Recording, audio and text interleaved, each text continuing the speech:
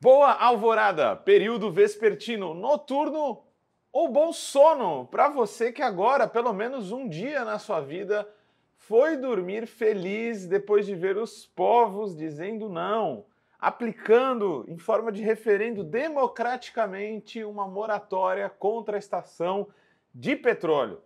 Isso aconteceu no Equador, na reserva Yasuni, na Amazônia. É uma grande notícia para todos nós, lutadores da vida, lutadores sociais. Então hoje é um episódio muitíssimo interessante, onde a gente vai abordar o tema do referendo que disse não à extração de petróleo lá no Equador. Antes disso, eu me reapresento para você. Eu sou o Guilherme Prado, um defensor também de moratórias do petróleo, já que na melhor das hipóteses, seremos a geração que foi do petróleo é nosso até o petróleo no chão. Então, estamos aqui hoje em mais Vozes Livres para discutir esse assunto tão correlato a tudo que a gente acredita.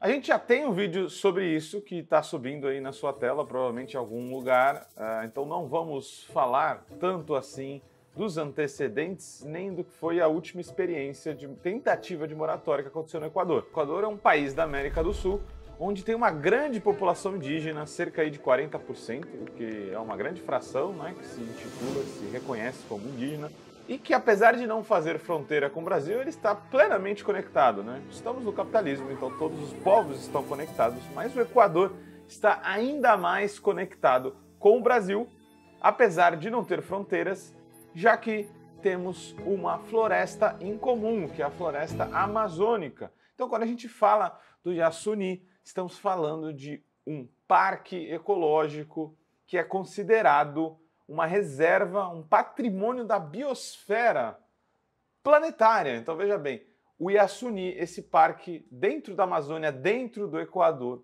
é um santuário da vida e importantíssimo para o planeta.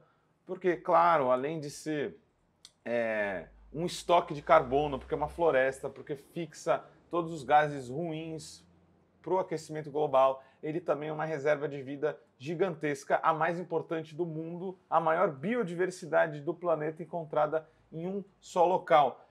São 270 espécies de mamíferos, 210 de répteis, 130 de anfíbios, 227 variedades só de orquídeas, só lá.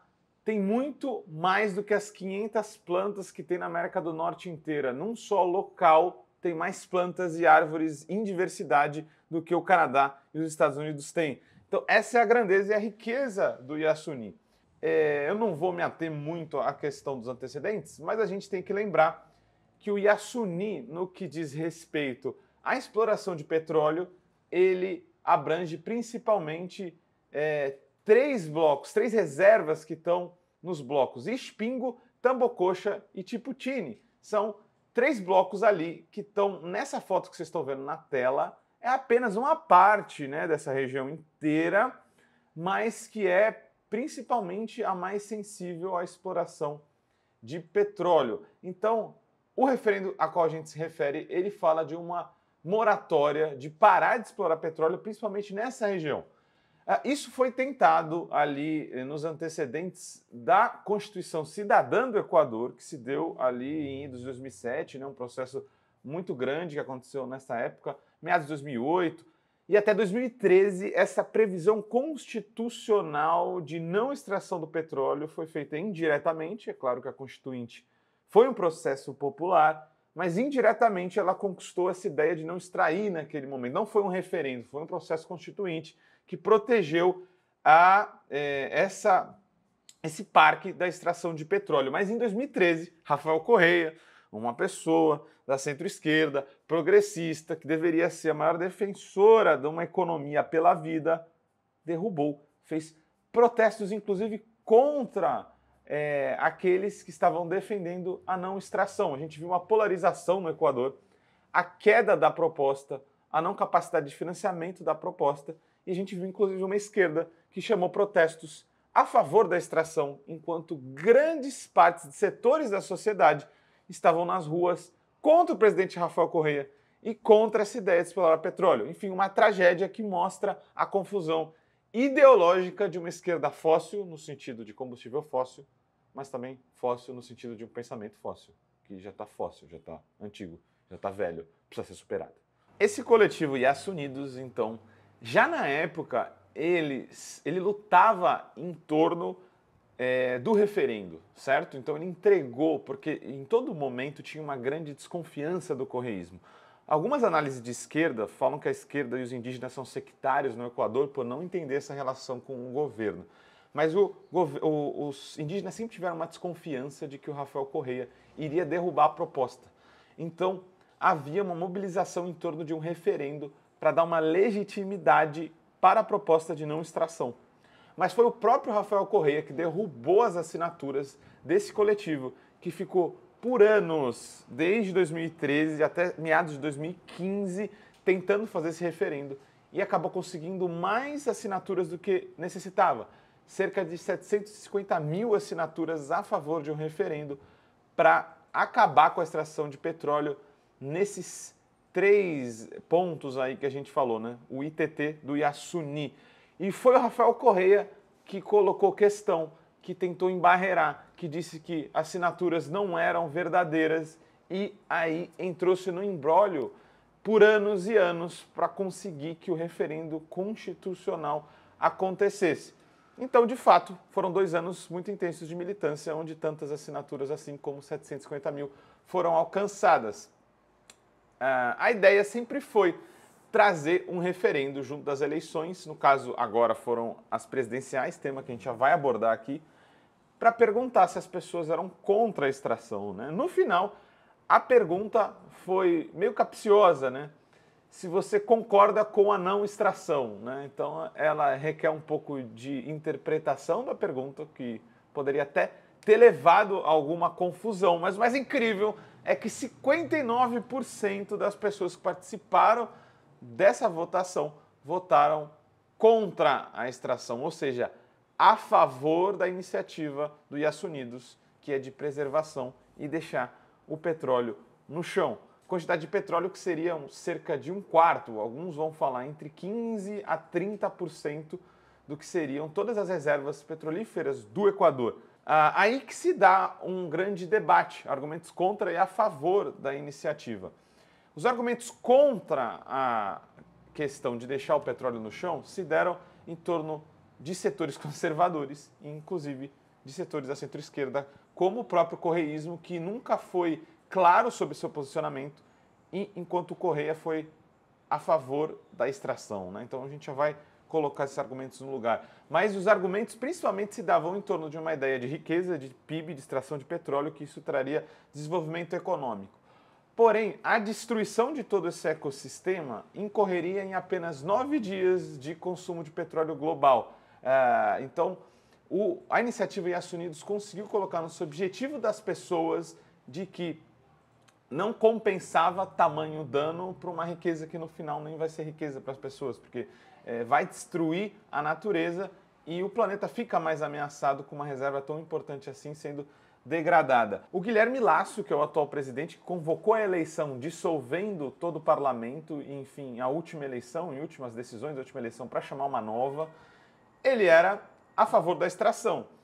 Dizia que explorando o bloco ia se retirar pelo menos 1,2 bilhões por ano ali de petróleo e que isso ia, no final, incorrer em 16 bilhões de riqueza ali de dólares para o Equador e que ainda ia ter muito prejuízo com a retirada do parque ali petrolífero que já estava instalado extraindo petróleo, porque sim, a extração já estava acontecendo, afinal, desde 2013 o Rafael Correa tinha derrubado a ideia, né, da não extração.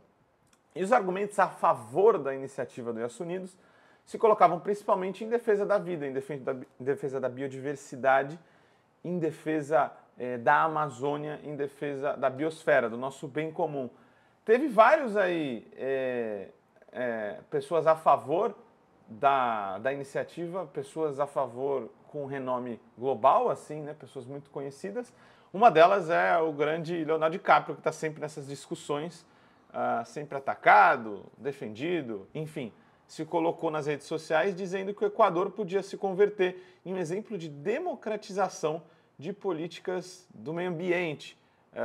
Fez outros posts também, né? Mas esse foi um das argumentações que ele mobilizou quando foi defender a moratória no Iacuni. E a gente teve o Marco Ruffalo também, né? Sempre muito ativo nessas discussões. Ele defendendo aí, como vocês estão vendo no Twitter, que é um lugar de grande biodiversidade e que está sendo ameaçado pelos combustíveis fósseis.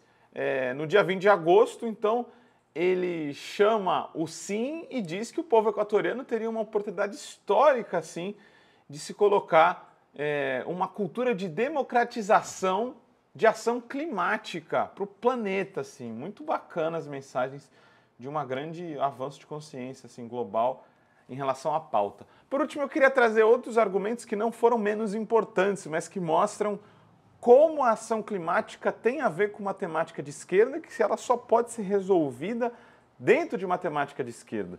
Se a gente não mobilizar argumentos que falem de um estado de bem-estar social, de uma melhora de vida, com a paralela defesa de direitos da natureza e do meio ambiente, fica muito mais difícil de vencer debates. É por isso que nos Estados Unidos, na Inglaterra, é muito tão difícil se avançar, porque são neoliberais defendendo a pauta global, então fica muito difícil das pessoas comprarem uma proposta onde elas veem mais regressão do que avanço. Então, o Carlos Larrea, ele cola que é possível defender o meio ambiente e também garantir recursos para o Estado fazer política social. E ele fala, inclusive, é o único meio, né, disso acontecer, tem dos dois juntos. O Carlos Larrea, ele desmentiu, ele quis dizer que foi inflado as cifras que foram mobilizadas, 16 bilhões de dólares, porque isso inflava também o preço médio do petróleo, colocava o preço médio do petróleo em 60 dólares. Desde 2013 até então, a média do preço do petróleo é 51 dólares e que também essas cifras são brutas, né? Não são as receitas do Estado e sim a venda total de exportação, que é algo que interessa ainda menos, né?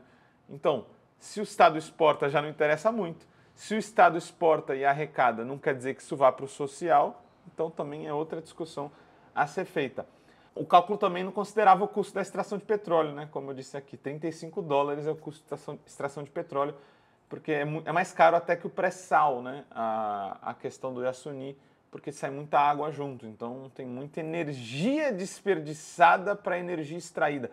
Por isso que a gente discute, né, que a relação do petróleo com as benfeitorias dele está cada vez pior, porque você precisa de cada vez mais desgaste para ter menos energia sendo extraída dali. Mas a coisa bem importante que ele mostrou é que se o Estado taxasse os mais ricos do país e levantasse algumas isenções fiscais, seria inclusive melhor só taxar os ricos do que explorar combustíveis fósseis.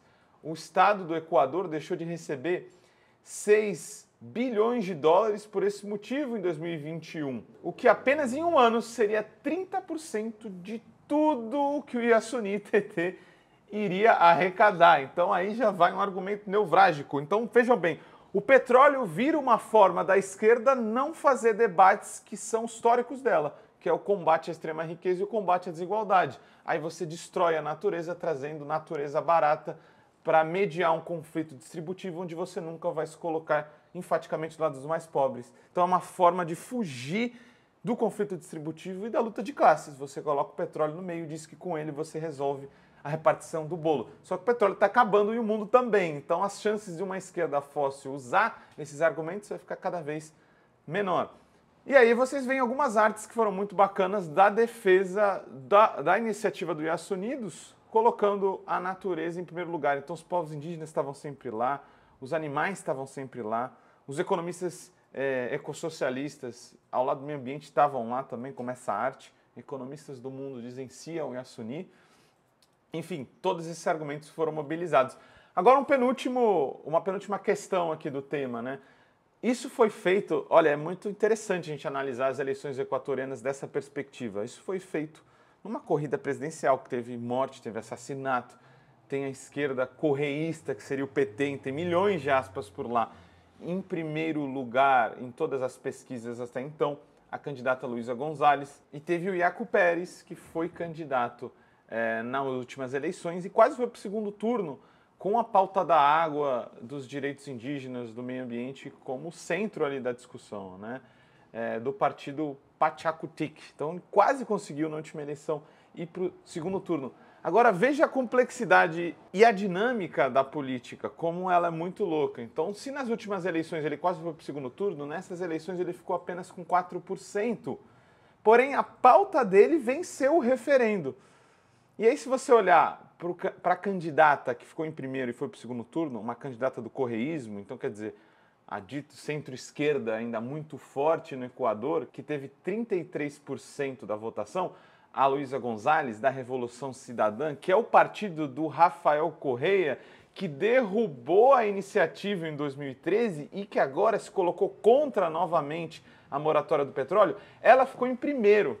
Então o povo teve uma capacidade de discernir e dizer sim para o correísmo, e eu acredito que seja pelo aspecto social, mas acabou dizendo não no referendo pelo seu aspecto mais conservador, mais atrasado, mais fóssil, literalmente, né? Então o referendo ganhou com a candidata do Rafael Correa, que era a favor da extração, também ganhando. E o mais impressionante, quem ficou em segundo, o Daniel Noboa, do partido Acción Democrática Nacional, ele era a favor da iniciativa do Yasuni, né, de ficar no chão o petróleo, acabou ficando em segundo e não foi para o segundo turno, mas ainda com uma grande desvantagem, já que enquanto a Luísa ficou com 33%, ele ficou com 23%. Complexo, na verdade, mas eu acho que dá para a gente concluir que nenhuma batalha que não é travada pode ser vencida. Apesar do Iaco ter ficado lá para trás, as discussões que ele trouxe, claro, que são resultado de movimento coletivo, foram capazes de vencer o debate, porque as pessoas foram capazes de discernir num referendo que tinha mais prós manter o petróleo no chão do que contra. E isso é muito fantástico. E com isso a gente conclui dizendo que os desafios serão muito grandes. Essa foto que vocês estão vendo aí, para quem nos assiste pelo YouTube, é do parque petroleiro que já está por lá instalado.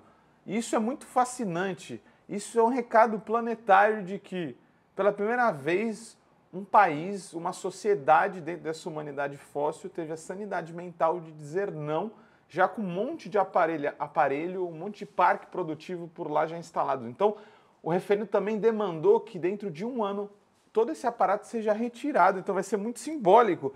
Pela primeira vez a gente vai ver um referendo democrático falando para um aparato, uma parafernália que destrói a capacidade de meios de vida, inclusive de vários povos isolados, os últimos da Amazônia também estão no Equador.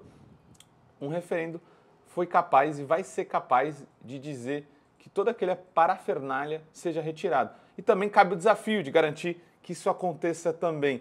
E outro desafio dentro disso tudo que também é trazer e expandir a capacidade de imaginar uma sociedade pós-fóssil, pós-capitalista, pós-desenvolvimentista, pós-crescimentista, mostrar que isso é possível e mostrar que dentro dela, e que talvez só dentro dela, seja possível o bem viver, seja possível que todos vivam bem e prosperidade para todos, sem oposição entre alguns modos de vida não humanos e o nosso modo de vida humano antropocêntrico que domina o planeta. Então, isso é muito importante e vale a reflexão e vale a comemoração do que a sociedade equatoriana conseguiu alcançar. Então, comemoremos! E a gente fica por aqui celebrando a vida, celebrando que os Yasunidos venceram 59% pelo sim.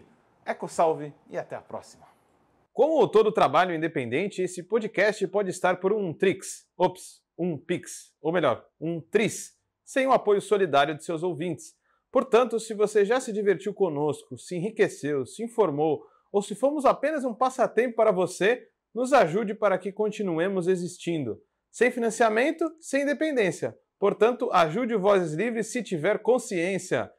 Isso pode ser feito pelo nosso apoia-se/podcast Vozes Livres ou pelo Pix, pelo e-mail podcastvozeslivres@gmail.com, escrevendo no assunto a palavra Vozes.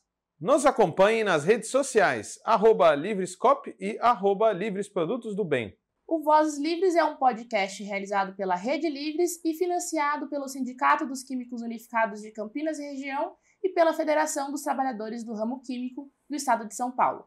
Produzido coletivamente por Guilherme Prado, Vitória Felipe e pelo coletivo Orvalho Filmes, composto por Eduardo Ferreira, Gaspar Lourenço e Guilherme Bonfim.